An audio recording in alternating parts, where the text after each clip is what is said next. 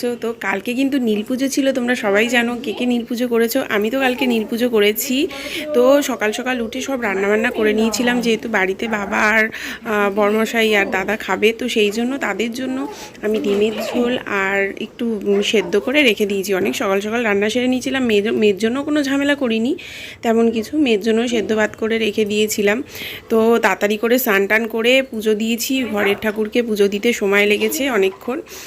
পুজো দিয়ে আবার আমাকে যেতে হবে 11:30 থেকে 12:15টার মধ্যে পুজো মন্দিরে আর কি। তো তাড়াতাড়ি করে মেয়েকে রেডি করিয়ে স্নান টান করে নিলাম, করে তারপরে ঠাকুরকে ফল কেটে দিলাম, যেহেতু ওখানেও ফল নিয়ে যাব, ওখানে কাটা ফল নিয়ে যাব। তো বাড়িতে ভাবলাম একটু গোটা ফল পুজো দিয়ে দিই 5টা শিব ঠাকুরকে। তো শিবলিঙ্গকে স্নান করিয়ে ভালো করে দুধ জল দিয়ে আর তরমুজ মিষ্টি সব কিছু দিয়ে পুজো দিলাম। তো বরকে সকালবেলা বাজারে পাঠিয়েছিলাম, বললাম যে মিষ্টি আর শশা নিয়ে আসবে, একটু পেয়ারাও নিয়ে আসবে। তো বর এনে আমাকে দিল।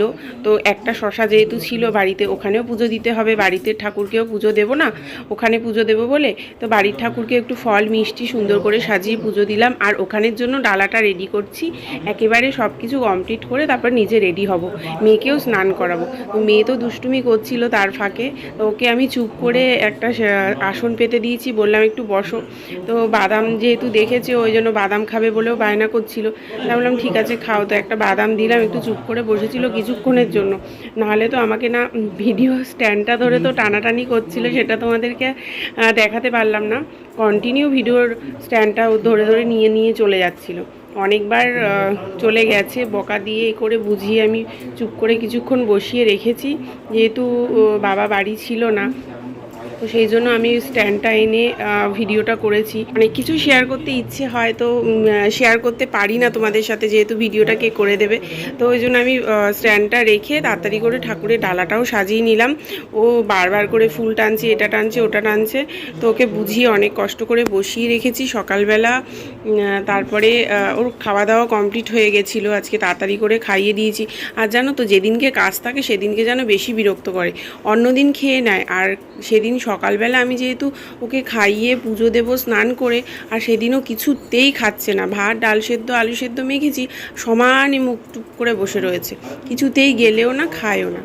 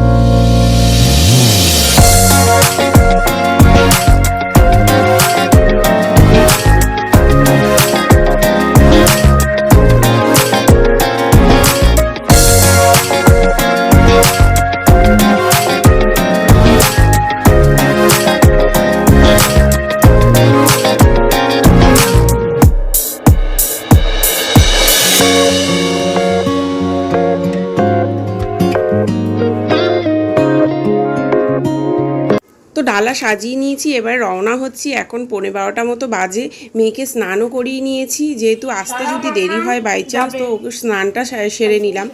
তা যেহেতু তোমাদের দাদাভাই বাড়ি চলে এসেছে, সেই জন্য আমি আমাকে একটু ভিডিও তুলে দিল।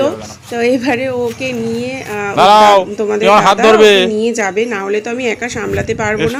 হাতে ডালা রয়েছে, তার মধ্যেও যা দুষ্টুমি করে, আর বলেও উঠে না, বিরক্ত করে। তো সেই জন্য ভালোই হয়েছে চলে এসেছে। তো এবার রওনা হচ্ছি ওখানে।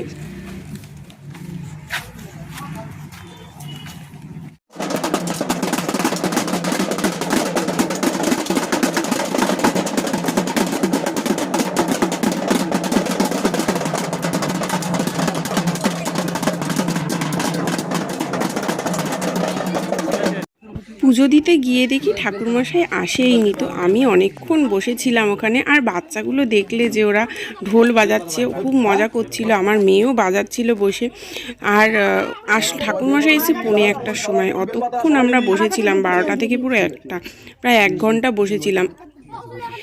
নিয়ম হচ্ছে সন্ন্যাসীরা অঞ্জলি না দিলে আমরা দিতে পারবো না, তো সেই জন্য বাচ্চারা দেখতেই পাচ্ছ সন্ন্যাস নিয়েছে যারা ছোট ছোট বাচ্চা, তো ওরা স্নান করে আসেনি এখনো পর্যন্ত, তো করে আসতে অনেক দেরি হয়েছে, সেই জন্য পুজো শুরু করতে দেরি হয়ে গেছে, অনেক বেলা হয়ে গেছিলো পুজো করতে করতে।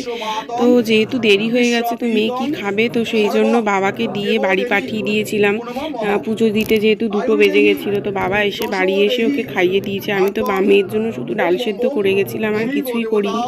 তো বাবা এসে আমাদের যেহেতু ডিমের ঝোল হয়েছে, ওখান থেকে ডিম ভেঙে বাবা খাইয়ে দিয়েছে।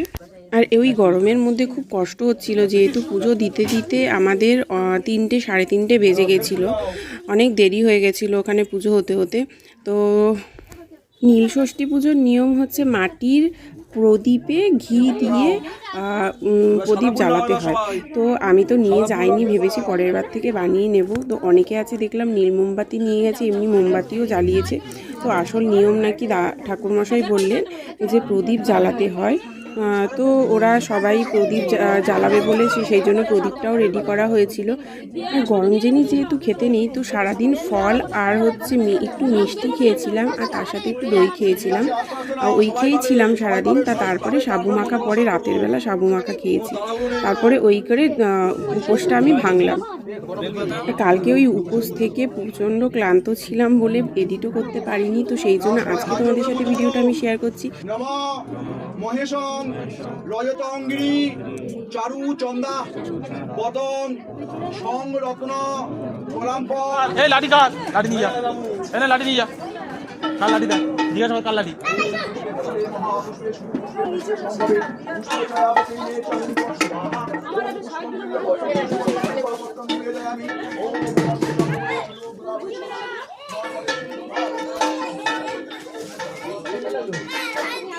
যখন শাক বাজাবে তখন তোরা বাজাবি।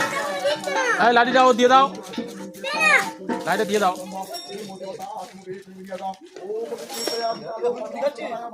এখন আছে কি করবা, সেই সোমবার মঙ্গলবার দিন যাও, সোমবার দিন আমার বাসন্তী পূজা ছুটি।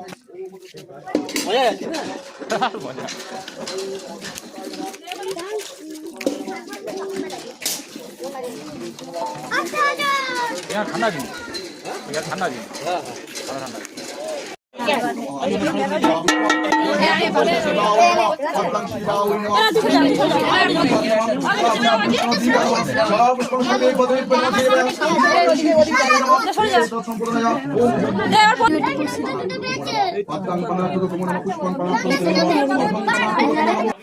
নিজে ছাড়াও আগে বল ওই পাতা দাদা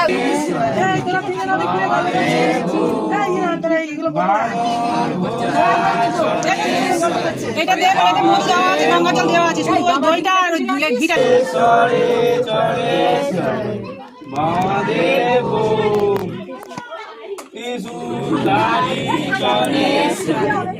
মহাদেব জয় রাম পুরে চরণেশ্বরে ভাঙর ভোলা ভাঙর ভোলা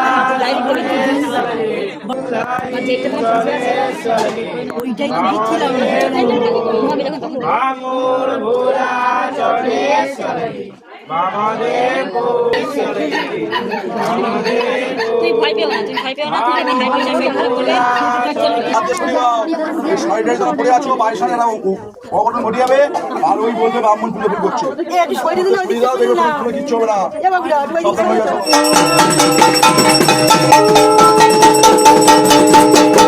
তো পুজো প্রায় হয়ে গেছে, এবার হচ্ছে অঞ্জলি দেওয়ার পালা।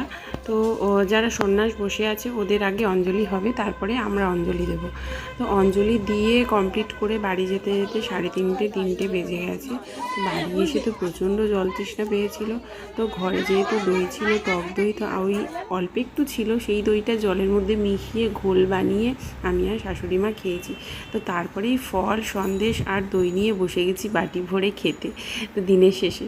তো যাই হোক, আমার ভিডিওটা ভালো লাগলে অবশ্যই লাইক কমেন্ট শেয়ার করে দেবে। টাটা।